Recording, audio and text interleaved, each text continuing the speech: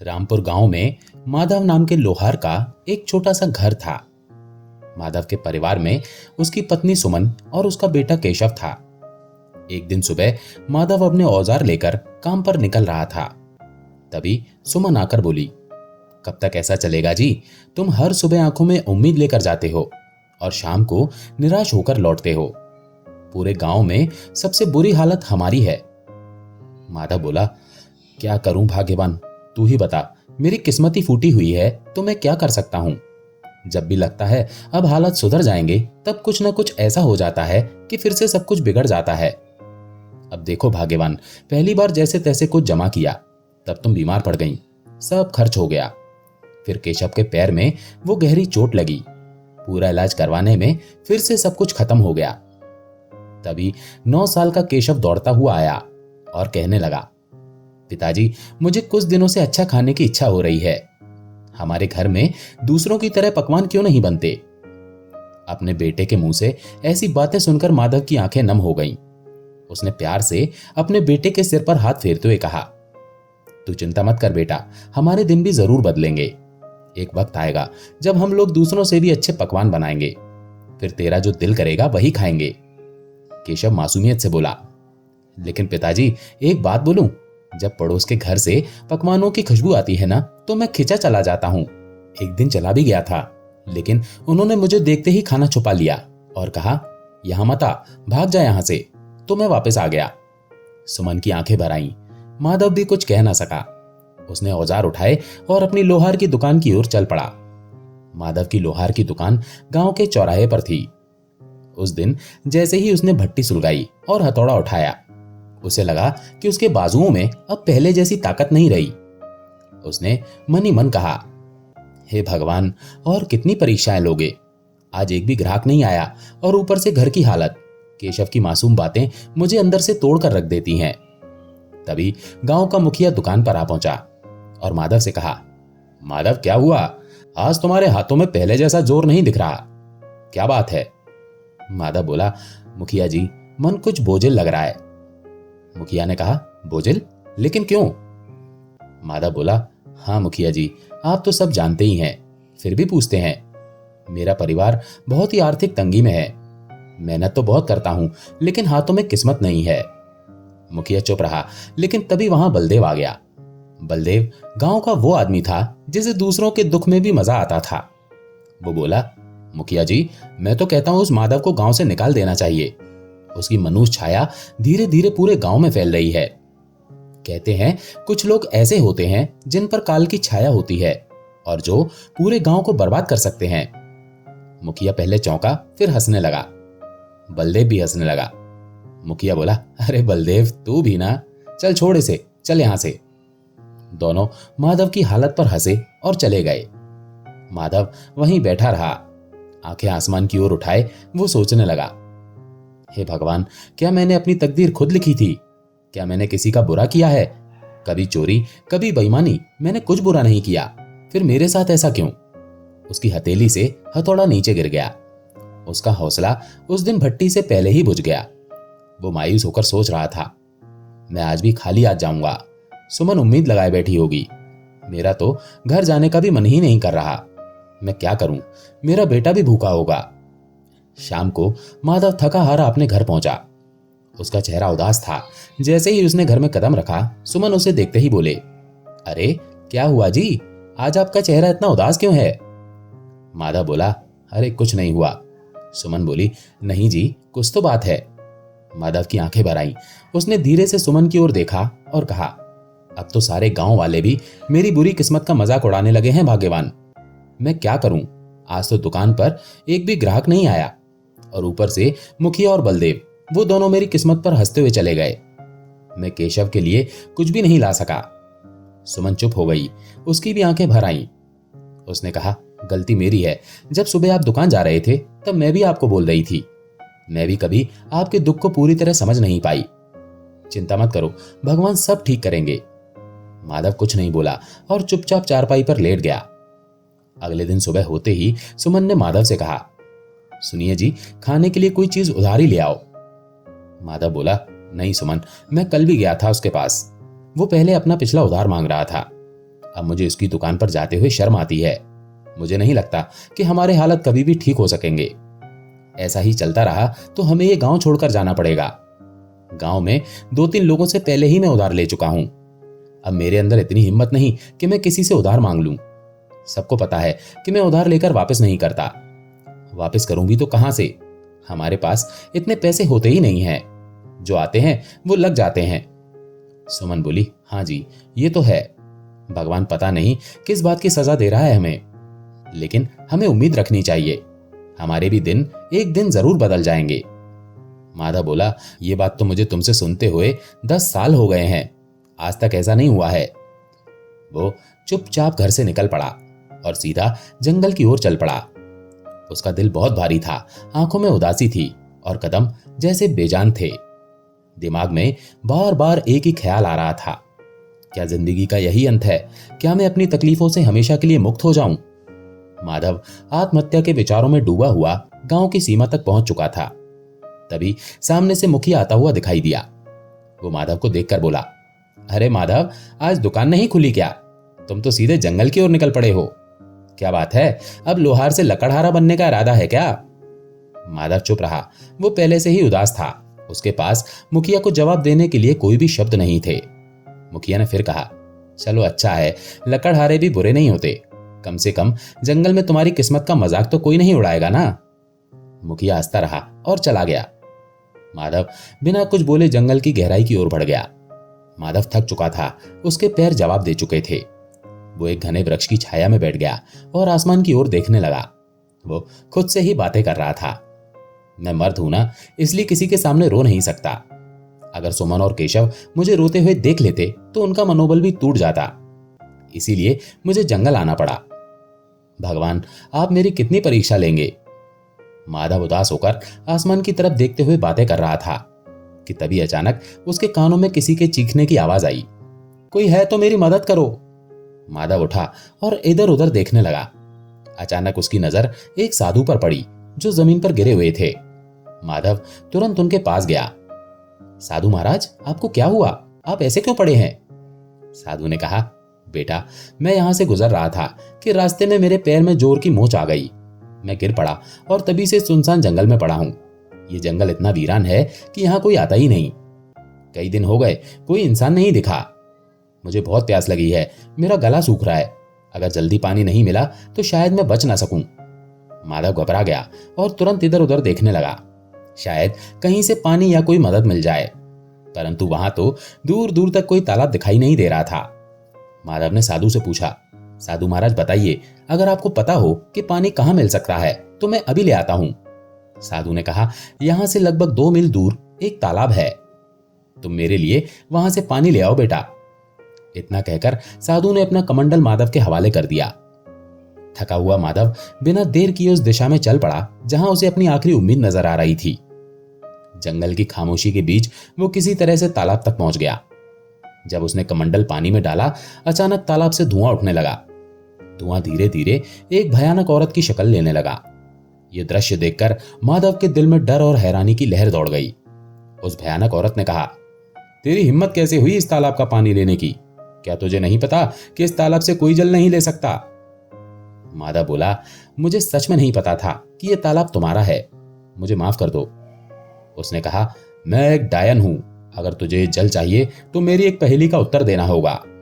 अगर उत्तर गलत दिया तो इसी तालाब में डुबोकर मैं तुझे मार डालूंगी। लेकिन हाँ, एक और रास्ता है जिससे तू बच सकता है। तू बिना जल लिए यहां से चला जा, ना पहेली ना मौत। माधव गहरी सोच में डूब गया।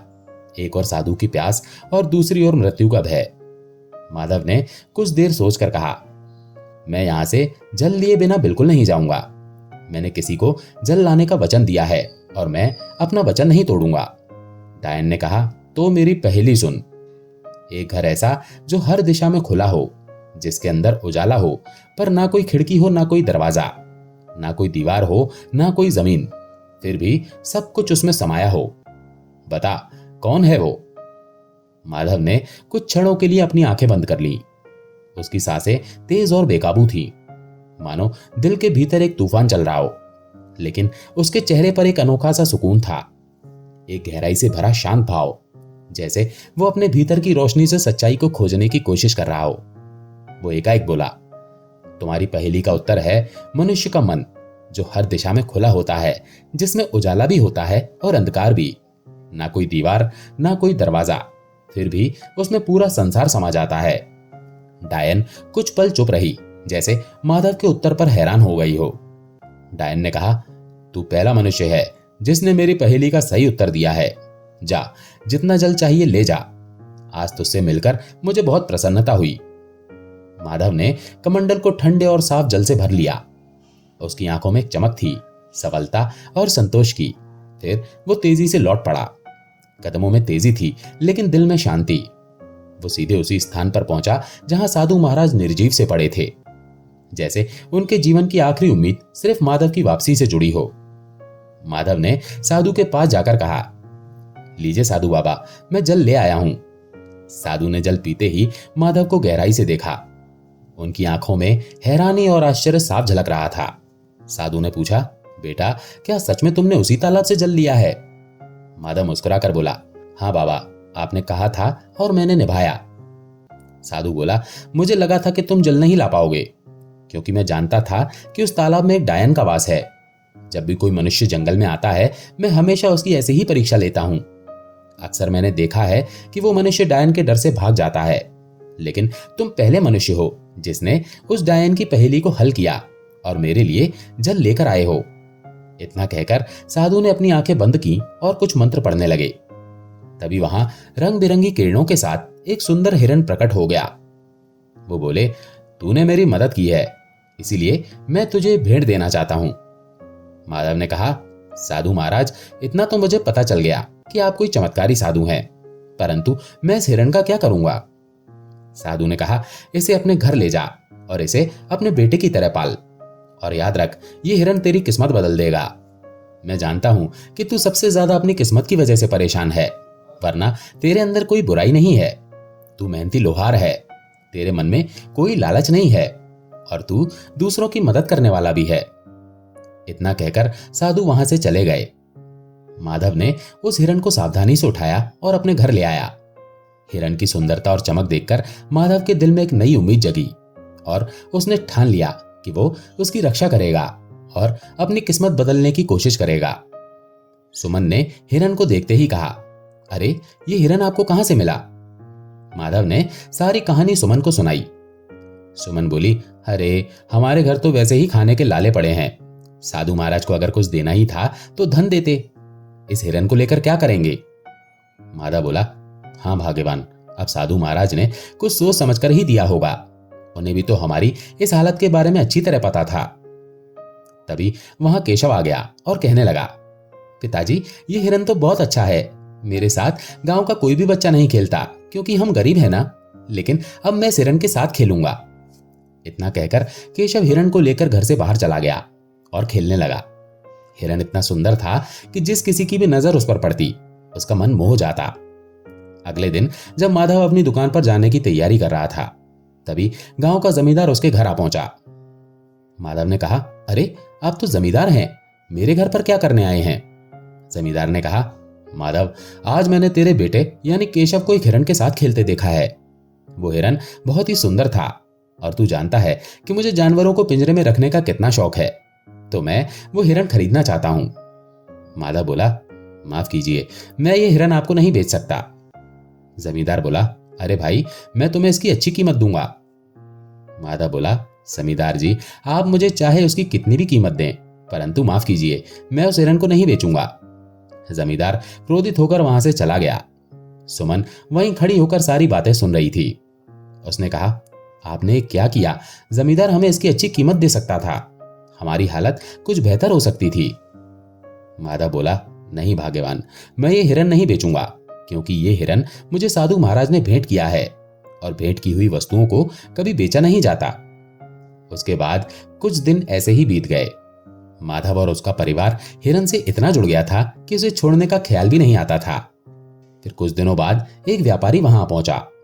वो बोला, अरे भाई, मुझे तुम्हारा हिरण बहुत पसंद आया है, मैं तुम्हें इसकी मुंह मांगी कीमत दूंगा, ये हिरण मुझे बेच दो। माधव बोला, तुम चाहे मुझे कितना भी धन क्यों ना दो, मैं इसे नहीं बेचूंगा। व्यापारी बोला, अरे तुम गरीब के गरीब ही रहोगे, तुम सामान्य लोहार हो, समझते ही नहीं कुछ।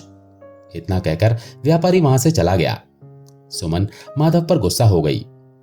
वो बोली, सुनिए जी, जब से हिरन आया है तब से हमारा खर्चा और बढ़ गया है।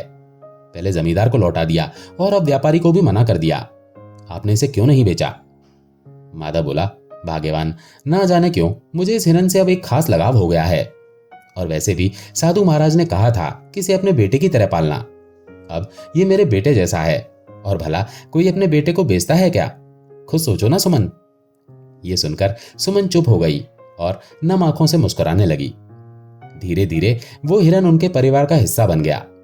दूसरी तरफ उसी राज्य के राजमहल में उदासी छाई हुई थी। राजा अमरजीत अपनी 20 वर्षीय पुत्री माधवी को देख रहे थे, जो बेहोशी की स्थिति में थी। उनके बगल में राजगुरु थे। राजा अमरजीत ने पूछा, राजगुरु, क्या मेरी पुत्री ठीक हो पाएगी? मैंने राज्य के बड़े बड़े वैद्यों को दिखाया, लेकिन कोई फायदा नहीं हुआ। वैद्य जी ने कहा, महाराज, आपकी पुत्री को एक विचित्र बीमारी है। इसका इलाज संभव है, लेकिन वो अत्यंत दुर्लभ है। राजा बोला, गुरुजी, तो फिर जल्दी बताइए कि इलाज क्या है? वैद्य जी ने कहा, ध्यान से सुनिए। एक मायावी हिरण का आंसू और एक गरीब मनुष्य का आंसू, जब ये दोनों एक साथ मिलेंगे तो वे एक दिव्य पुष्प में बदल जाएंगे। उस पुष्प को राजकुमारी के शरीर पर स्पर्श कराना होगा, तभी वे स्वस्थ हो जाएंगी। राजा ने झट से कहा, तो फिर बताइए वो मायावी हिरण कहाँ मिलेगा? मैं उसे किसी भी कीमत पर ढूंढ लाऊंगा। और गरीब की बात तो कीजिए ही मत, हमारे राज्य में गरीबों की कोई कमी नहीं है। वैद्य जी बोले, महाराज, आपने पूरी बात सुनी नहीं। अगर किसी गरीब को जबरदस्ती रुलाया गया तो वो आंसू व्यर्थ होगा। दोनों को अपने आप दिल से रोना होगा, तभी वो पुष्प प्रकट होगा। राजा ने कहा, तो फिर क्या आपको पता है राजगुरु कि वो हिरण इस समय किसके पास है? वैद्य जी ने कहा, हाँ महाराज, मैंने साधना के दौरान ये देखा है। वो मायावी हिरण रामपुर गांव के एक लोहार के पास है। राजा अमरजीत अपने मंत्री और 2 सिपाहियों के साथ रामपुर गांव की ओर रवाना हुए। कुछ ही देर में वे रामपुर गांव पहुंचे। वहां गांव का मुखिया दौड़ता हुआ आया। महाराज की जय हो, हमारे तो भाग ही खुल गए, राजा अमरजीत पधारे हैं। राजा अमरजीत ने कहा, बताओ, क्या इस गांव में कोई लोहार रहता है जिसके पास एक हिरण है? मुखिया बोला, हाँ महाराज, माधव लोहार है। पूरे गांव को पता है कि उसके पास एक हिरण है, और वो हिरण किसी को देता भी नहीं है, क्योंकि वो अत्यंत सुंदर है। मुखिया राजा अमरजीत को लेकर माधव के घर की ओर चल पड़ा। मंत्री, 2 सिपाही और स्वयं राजा को देखकर माधव चौंक गया। राजा ने माधव से पूछा, क्यों, क्या तुम्हारे पास कोई हिरण है? और क्या वो मायावी भी है? माधव बोला, हाँ महाराज, मेरे पास एक हिरण है, लेकिन मुझे नहीं पता कि वो मायावी है या साधारण। मेरे लिए तो वो मेरे बेटे जैसा है। राजा ने कहा, वो हिरण तुम्हें कहां से मिला? माधव बोला, एक साधु ने मुझे हिरण भेंट किया था महाराज। राजा बोला, समझ गया, उस साधु ने तुम्हें एक मायावी हिरण दिया है। चलो, मैं उसे खरीदना चाहता हूं। माधव बोला, क्षमा कीजिए महाराज, मैं इसे बेचना नहीं चाहता और बेच भी नहीं सकता महाराज। तभी मुखिया बोला, महाराज, ये मूर्ख है। जमींदार ने भी इसे खरीदने की कोशिश की, मगर उसने नहीं बेचा। हमारे गांव का सबसे बड़ा व्यापारी महंगी कीमत देने आया, लेकिन फिर भी इसने नहीं बेचा। पर अब उसने आपको भी मना कर दिया। उसकी हिम्मत तो देखिए। राजा ने कहा, देखो लोहार, मुझे उस हिरण की बहुत जरूरत है। मैं तुम्हें उसकी मुंह मांगी कीमत दूंगा, समझ रहे हो ना? माधव बोला, महाराज, मैं नहीं दूंगा, क्षमा कीजिए। फिर राजा ने कहा, मैं तुम्हें आधा राज्य सौंप दूंगा, बस मुझे वो हिरण दे दो। माधव बोला, नहीं महाराज, अगर आप मुझे पूरा राज्य भी दे दें तब भी मैं उसे आपको नहीं दूंगा, क्षमा करें। अब राजा क्रोधित हो उठा। उसने अपने सिपाहियों से कहा, सिपाहियों, इस लोहार को बंदी बना दो और उस हिरण को पकड़कर महल में ले आओ। चलो। सिपाहियों ने माधव और हिरण दोनों को पकड़कर महाराज के सामने पेश किया। राजा बोला, कैसा लग रहा है अब? मूर्ख, मैं तुम्हें आधा राज्य देने को तैयार था और तुमने इनकार कर दिया। अब मैं तुम्हें इस हिरण को बिल्कुल नहीं दूंगा। आखिरी बार देख ले इसे, मूर्ख कहीं के। माधव बोला, महाराज, मैं जानता हूं कि आप जो निर्णय लेते हैं उस पर अटल रहते हैं। बस आपसे मेरी एक विनती है, मैं अपने इस हिरण को एक बार गले लगाना चाहता हूं। मैंने इसे अपने बच्चे जैसा चाहा है। राजा बोला, ठीक है, जा, तुम्हें इतना प्यार है तो जा गले लगा ले इसे। माधव ने दौड़कर उस हिरण को गले लगा लिया। दोनों की आंखों से आंसू बहने लगे और जैसे ही वे आंसू धरती पर गिरे, वहां एक नीला फूल खिल गया। वैद्य जी ने कहा, महाराज, यही वो फूल है जो आपकी पुत्री को ठीक कर सकता है। राजा अमरजीत दौड़कर फूल लेकर अपनी पुत्री के कमरे में गए। फूल जैसे ही पुत्री के शरीर पर छुआ, वो होश में आ गई। राजा अमरजीत खुशी से राज दरबार वापस आ गए और माधव से कहने लगे, मुझे माफ कर दो माधव, मैंने अपनी पुत्री के प्यार में अंधा होकर तुम्हारे साथ अन्याय किया। तुम्हारे आंसू सच्चे थे, अब मैं समझ गया कि तुम कितना सत्य बोल रहे थे। तभी वहां साधु महाराज प्रकट हो गए। साधु ने राजा से कहा, महाराज, ये गरीब लोहार किस्मत का मारा है। उस हिरन को मैंने ही उसे भेंट किया था और मैंने कहा था कि ये उसकी किस्मत बदल देगा। मैं जानता था कि आपकी पुत्री का इलाज उसी मायावी हिरन से होगा, लेकिन वो तभी संभव था जब हिरन पालने वाले की आंखों से सच्चे आंसू निकलें, और सच्चे आंसू केवल सच्चे इंसान के ही निकलते हैं। साधु ने माधव को देखकर कहा, माधव, तुम्हारा काम पूरा हुआ और जैसा कि मैंने कहा था, ये हिरन तुम्हारी किस्मत बदलेगा। अब समय आ गया है। राजा अमरजीत ने कहा, माधव, हम तुम्हें बहुत सा सोना देते हैं। तुम्हारी वजह से हमारी पुत्री ठीक हो गई है। हम तुम्हारा ये एहसान कभी नहीं भूलेंगे। माधव खुश होते हुए बोला, महाराज, आपकी मेहरबानी है, लेकिन कृपा करके मुझे ये सोना ना दें। राजा बोला, नहीं माधव, ये भेंट है और भेंट को कभी ठुकराते नहीं। आज से तुम मेरे राजमहल में मेरे सलाहकार बनकर रहोगे और मेरे खजाने की सुरक्षा का काम तुम्हारे कंधों पर होगा। तुम सच्चे इंसान हो और हाँ, जिस गांव में तुम रहते हो, आज से तुम उस गांव के जमींदार हो। वो पूरा गांव अब तुम्हारा होगा। माधव पूरी दौलत लेकर अपने घर वापसी की राह पर निकला, जो उसकी मेहनत, ईमानदारी और सच्चाई का अनमोल इनाम था। इस तरह एक सामान्य लोहार अपनी मेहनत और प्यार की वजह से अपनी किस्मत बदलने में कामयाब हो गया। उसका जीवन अब पहले से कहीं ज्यादा खुशहाल और सफल था और वो अपने गांव के लिए एक मिसाल बन गया। दोस्तों, आशा है ये कहानी आपको पसंद आई होगी। अगर पसंद आई हो तो वीडियो को लाइक करके चैनल को सब्सक्राइब जरूर कर लें। धन्यवाद।